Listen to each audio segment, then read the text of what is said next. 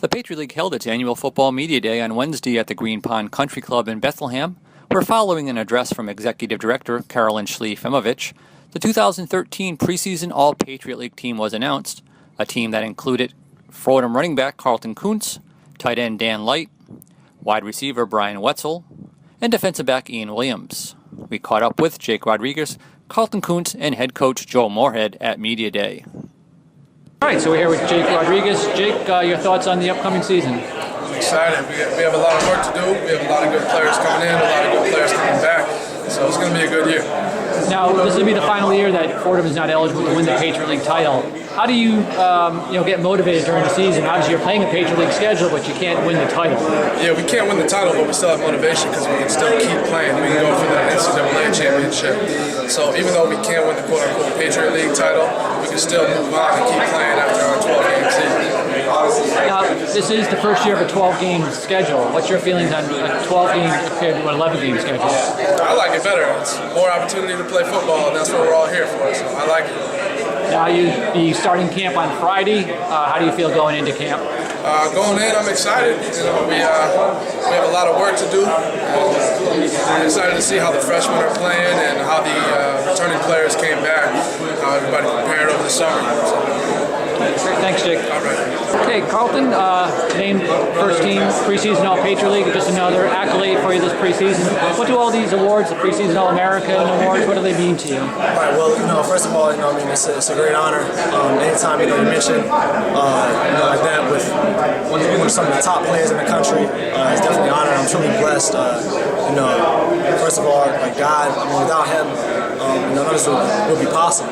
Just to think, and also, the coaches I want to thank, my teammates, without them, none of this would be possible as well. Think about it, like the Coach Moorhead and those guys came in. As you know, I play wide receiver, so them putting me back at running back, allowing me to use my ability, my natural talents, to the best that I can, best that I know how to. Just seeing it all pay off, come full circle at the beginning of the season, it's truly an honor. I'm truly thankful. And also, I realize that, it's cool and everything, to be mentioned in the beginning of the season, preseason, but it's preseason. So, I know this time last year, I was nobody. I wasn't mentioned with anybody. Wasn't one of the top rushers in the country. No team, not even 10th team, nothing like that. Whatever. I was just trying to contribute the best that I can. Just trying to start and try to play the best of my ability. So all this is cool and fine and dandy and stuff like that. But I'm more focused on what can I do week by week to help my team win. And if that stuff comes with it, then sure, that's cool. But this preseason, we haven't done anything yet. This is based off of last year. And last year we went 6-5. So that's cool. But I'm just worried about stuff at the end of the season, not preseason. So as you mentioned, you played wide receiver the year before, moved to running back last year, ended up setting the school single season rushing record. Right. Going forward, where do you see this year stacking up in terms of, because you're going to have a different quarterback, it's going to be a little bit different look in the offense. Right. Well, hopefully, we're just hoping to build off of last year. Same thing. We're going to continue to run the ball. That's what Coach Moorhead would like to do. That's what we want to do. Establish that physicality on the line of scrimmage. Get the line going so that if they want to stack the box, which I know some people did last year. We had a great quarterback in Higgins. So we're going to throw the ball down the field. So hopefully Michael, Peter, Brandon, whoever the quarterback is, we're going to air it out. We have to utilize the players that we have. One of the best receivers in the country, and Brian Wetzel.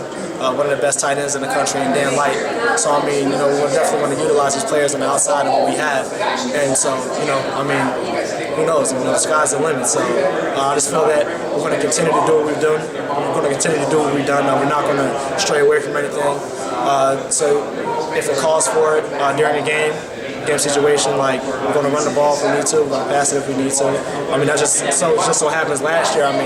We were able to run the ball. So I had 300 touches last year. So that's what he called for. So that's what we did. So so hopefully just trying to build off that. So we're a read offense. So the quarterback going to make his reads. The coaches are going to continue to put us in the correct looks and the right looks, in order for us to succeed, and that's the easy part. So I don't expect anything less, than the same, if not better, season than last year. Now, you're a fifth-year senior, obviously bringing a lot of experience back for the team. How do you see that experience playing a part in leadership? Right. No, it plays a huge part. I know back in high school days, my high school class, we graduated 27 seniors. And it was a pretty big deal. You can see it, in the leadership role, the turnaround of the program. Same thing here. A lot of leadership on this team. So that's gonna make a big deal, and have a big impact on the incoming freshmen coming in, classes for years to come, to where they can look up to us and to see, what's the correct way to do things, what's the right way to do things. At a great institution, academically, like for a great football tradition.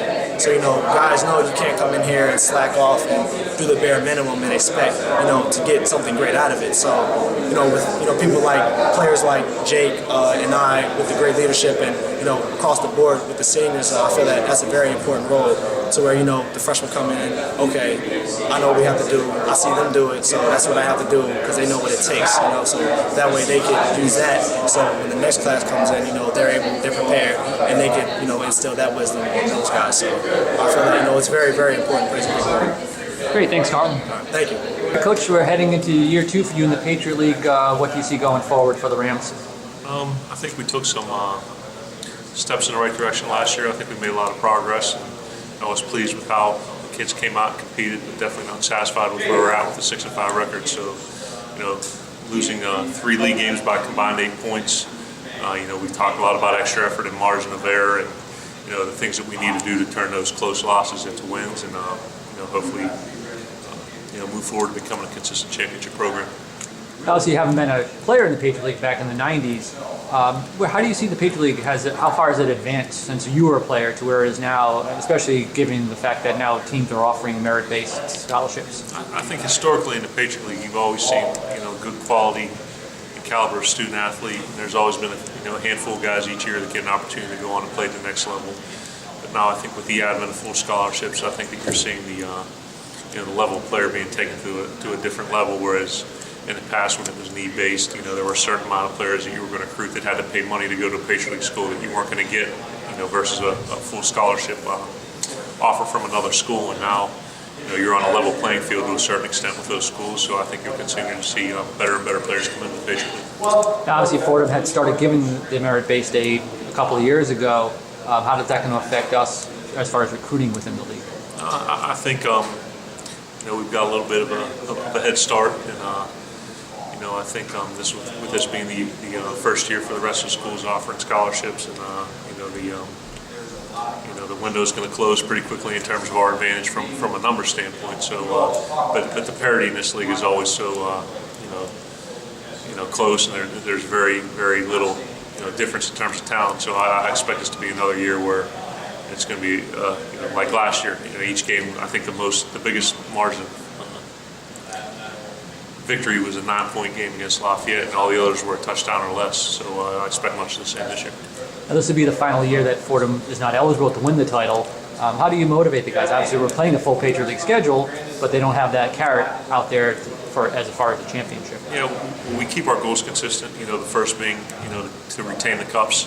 The Liberty Cup with Columbia and the Ram Crusader Cup with Holy Cross.